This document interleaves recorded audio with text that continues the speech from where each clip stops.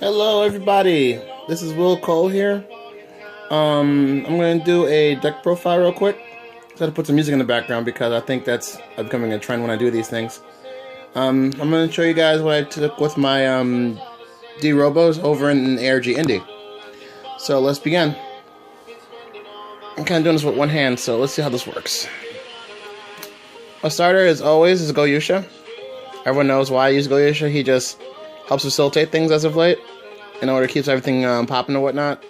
Need him in order to get my grade 3s off if I need to. And as far as my triggers are concerned, arbitrary 4 heal triggers because you would like to live a little bit longer to get your combos off. And here comes the crazy part. I'm running a lot of stands in here. Yes, I am running 6 stands. 4 mostly of the Metalboard Operator Kirika. Because she has the ability to pump up the Legion by 3 each. And then I have the Top Glow Flights in here as well, just because she's a D-Robo trigger, and she can also help out with the searching of grade 3 Goyusha skills. I'm also running 6 crits by default. 4 of which are die battles, 2 of which are my favorite crit trigger of all time, Justice Cobalt. Because of mostly of his lore, but I just happen to like him because he's the original OG when it comes to that kind of stuff. So that's also a thing as well. Onto my grade 1 lineup. Let's see, put these guys in the correct order next time. You got your perfect arts. Because perfect arts are required to survive in this game. I use 4 of Die Shields because Die Shield is awesome. I used 3 D-Robo Die Tigers. Used the 10k Puncher just for pressure reasons. Early game, he can punch for 10, and then if the Vanguards hit like a 9 or a 10, he can punch again. Most people usually don't touch him on a go around unless they're rushing me, so it's good to have him around or whatnot in order to facilitate pressure.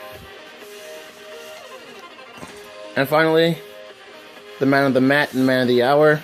I ran 3 Commander Laurels because Laurel helps facilitate a draw engine in the deck. That's one reason why I didn't run draws in this deck, because Commander Laurel literally says if the Vanguard hits, restand and swing again, which is pretty much you getting your extra cards from that facet, which in this unit and this Day of Stride really helps out quite a bit with the hand advantage. But once again, it may break the game state, so soon 3 may become 1. I'm prepping for the day when we lose the Commander. That's one of the reasons why I got this mat made, because I just want him to be around as long as I can. On to the grade 2s. I am running 3 of my man Barrett because he's good for retiring early game pressure, and is a good way to fill up the D-Robo soul if I didn't get a chance to use Goyusha, because I need to have 3 in the soul to get off my Legion mate's abilities and whatnot, and my Legion ability, so it's like he helps facilitate all that madness right there basically. Next up is 3 Die Dragons. He's basically a 12k puncher. He's grade 2 pressure unit. And he's required in order to keep applying attacks from the side, especially since I run stands in here. He becomes a 17, which really throws a lot of people off. And my 1-ofs, I run 1 Die Lady, 1 Kaiser, 1 Die Heart, and 1 Die Fighter. I run 1 of each of these instead of running multiples because personal preference, I like versatility. I like the ability to have different units, and I love different D-Robos, so it always helps out to have options on which one I can use, and when Dijet comes out, it's going to just only facilitate, and it's going to get even more diverse from there. But he might become a 3, I'm not too sure yet. I'm still waiting on just to figure that out. And on to the grade 3s. I run 1 Ultimate Dimension Robo Great Die Kaiser because I like the way he handles.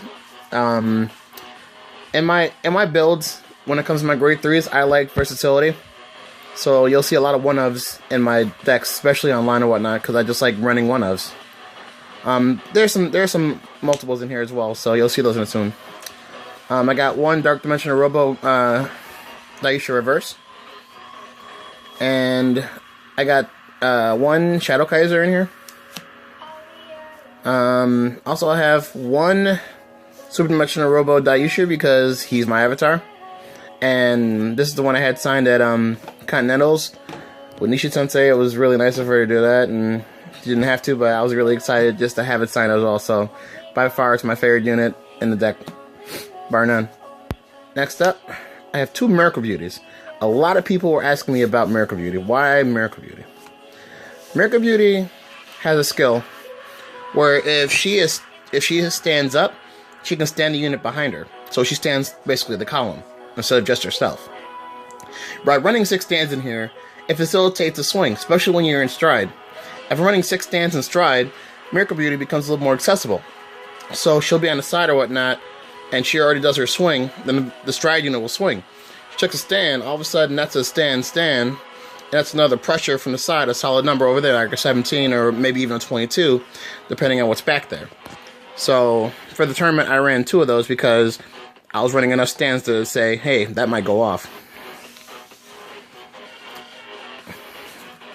I used 2 copies of my True Deck Kaiser, as well as 2 mates, because mostly this is like, I guess you can say, the closer, the finisher, the oh my god, I can't take this damage kind of unit.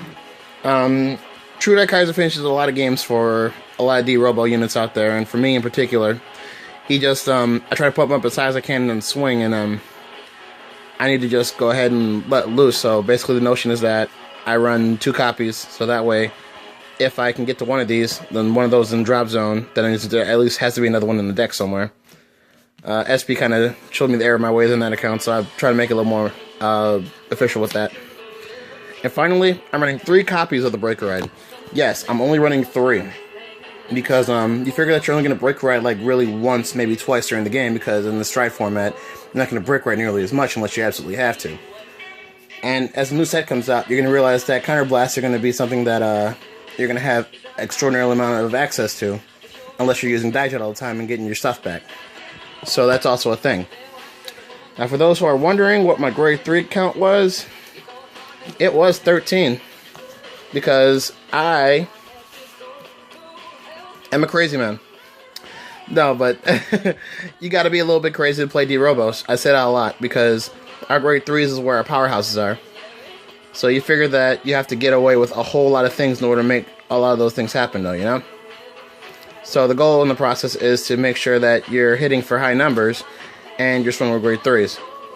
Personally, I prefer to swing with my grade 3s in the front anyway because it feels more official that way. I just like them in that regard. Besides, I don't think Kotei's going to win the game with the grade 2, so that's just how my mindset is. And with that said, that's the deck profile of the deck I ran in Indy. I ran 13 grade 3s, 10 grade 2s, and 10 grade 1s. With that said, that should be everything. I promise you guys to get this up before noon, and hopefully it'll load before then. With that said, thank you for watching, and as always, believe in justice.